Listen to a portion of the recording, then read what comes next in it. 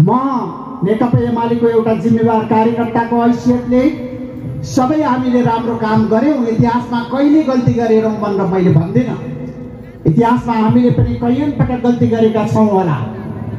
गल्ती गर्दिन भन्ने कुरा त शासकले मात्रै यो मान्यता राख्दछ।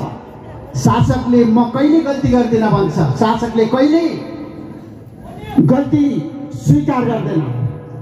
तर राजनीतिक पार्टीहरूले, नेताले गल्ती पनि गर्न सक्छ, गल्ती स्वीकार्नु पनि पर्छ।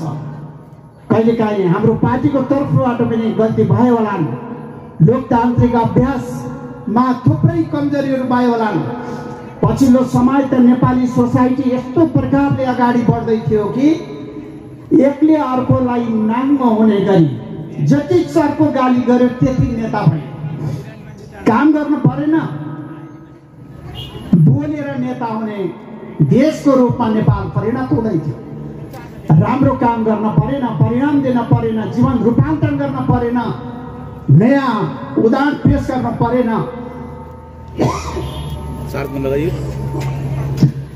जे चर्को बोल्दा न्यूज बन्छ त्यही बोलिदियो, जे न्यूज बन्दा नेता भइन्छ त्यही बोलिदियो।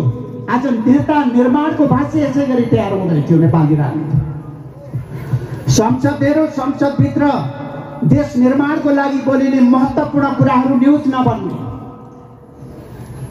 हाम्रो देशलाई